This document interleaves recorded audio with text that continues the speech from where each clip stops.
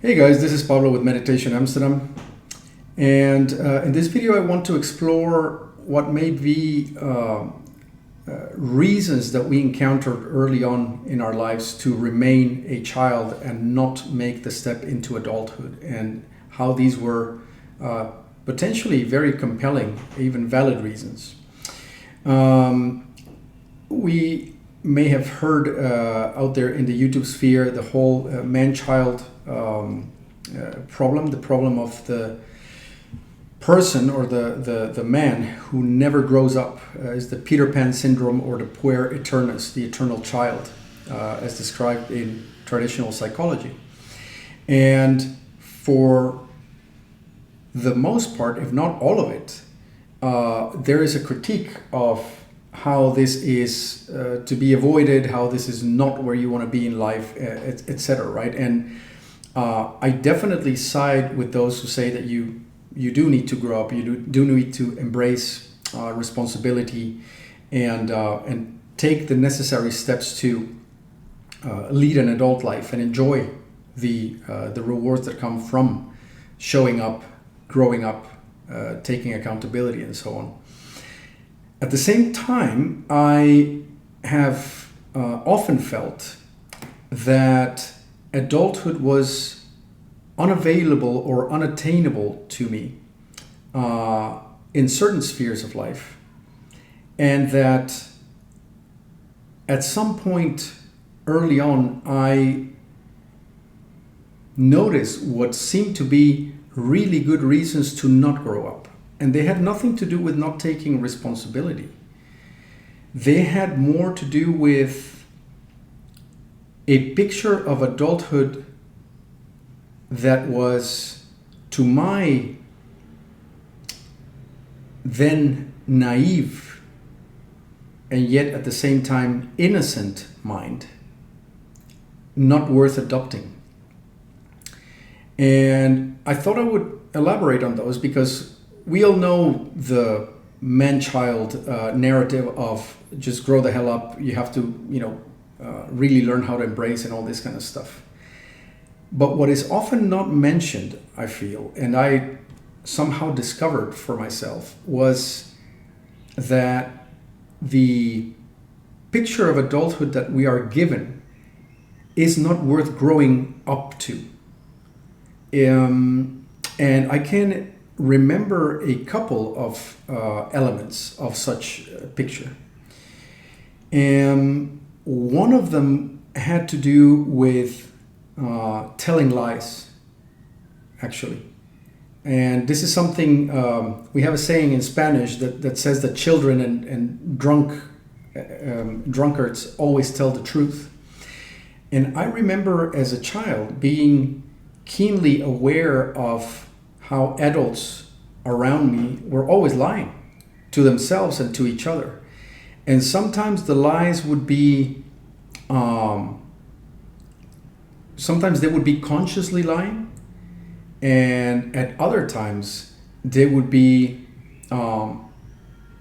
believing their own lie. They would be lying to themselves. So it was a completely unconscious thing. But having been there to witness the stories or the things that they were sharing, and knowing that not to be the case, made it perfectly apparent to me that people had a very conflicted relationship with the truth.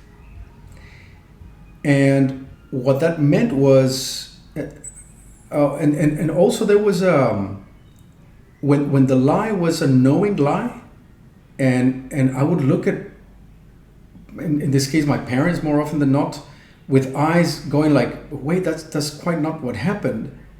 They would give me a knowing wink, as in like, I know that that's not what happened, but that's how I'm telling it, and it's for fun, or it's better this way, type of thing, right?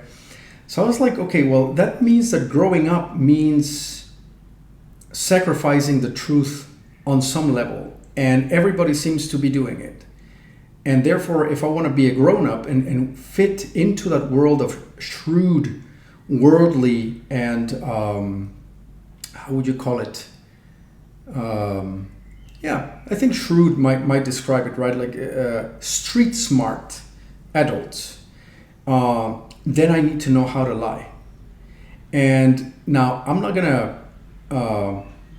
truist in the sense of you don't need to share everything. And sometimes there is such things as being protective based on what you say, right? So there's a practical element to this. But what I was witnessing were lies more to do with the preservation of self-image, and the preservation of a certain myth of how tough or cool someone was. I saw that also in my friends, and the clever ones were the ones who were more adept to lying. So I thought, if this is what's on offer, if this is what growing up means, I don't think I want it, right? What I'm being asked to sacrifice here is more than I'm willing to give. Another such element in the adulthood package that one was to adopt was this idea that being adult meant being stressed and often angry or frustrated.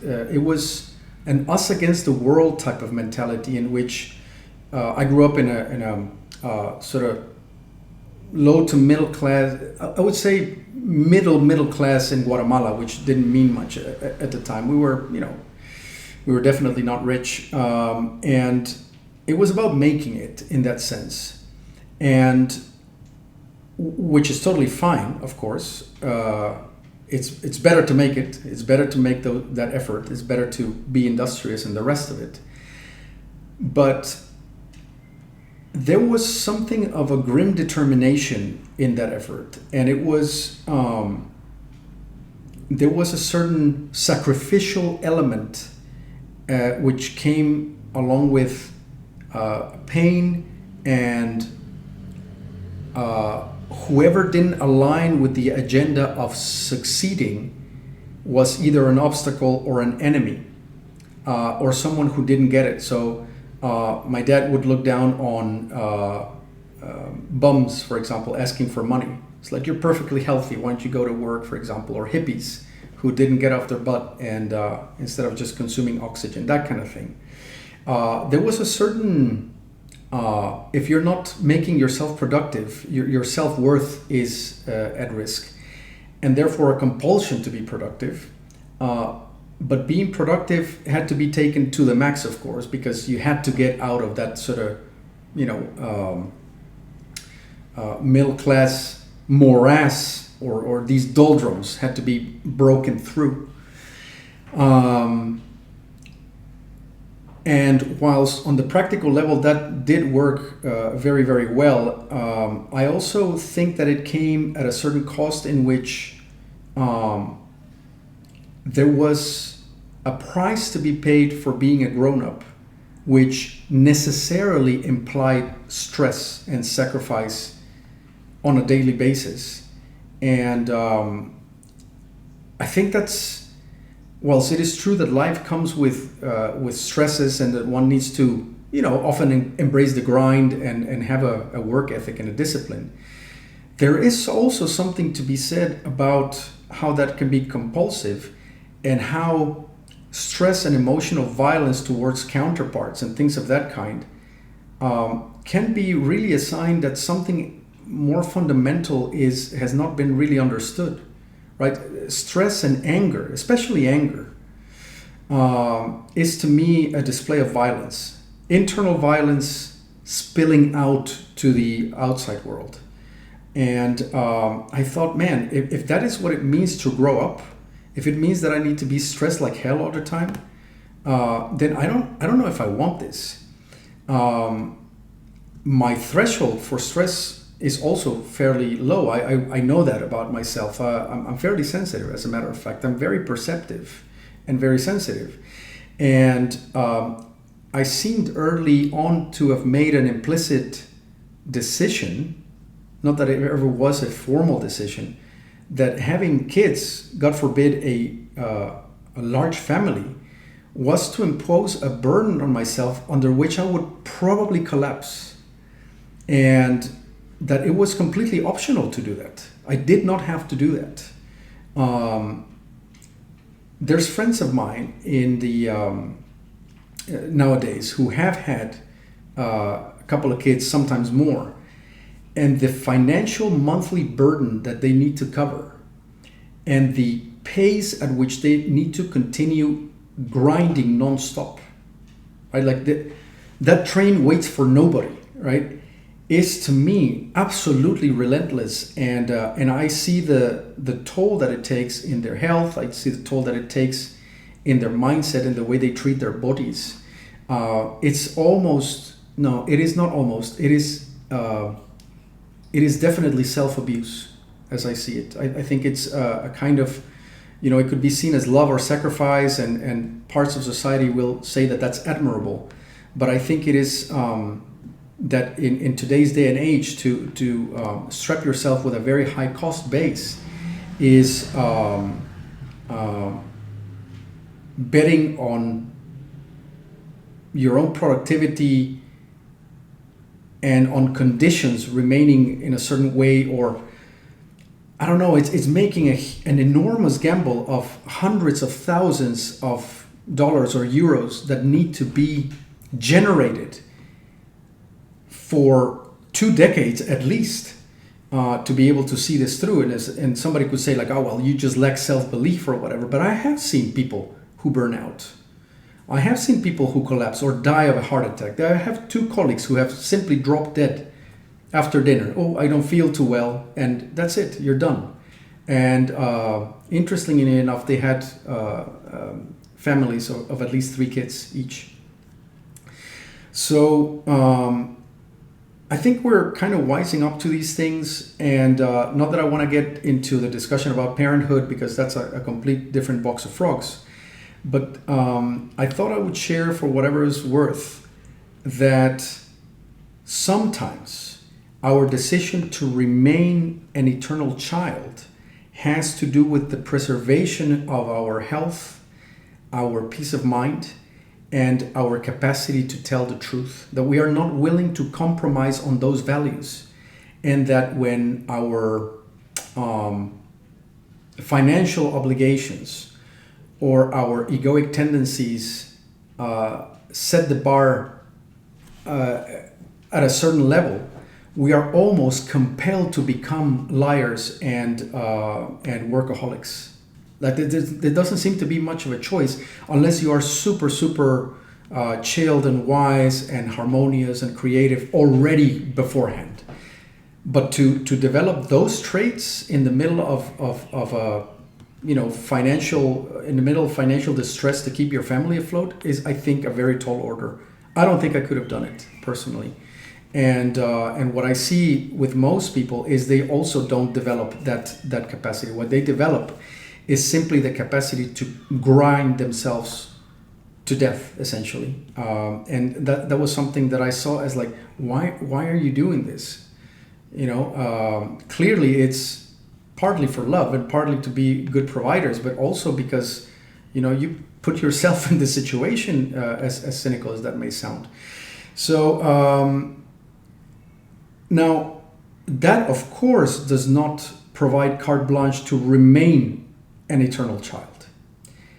But what it does do is take away the sting of why we may have rejected adulthood because of the poison pills that it carried within. That's the main gist of this video. It feels to me like the well of adulthood had been poisoned with toxic ideas of what being an adult should be or is, which I intuitively did not want to embrace.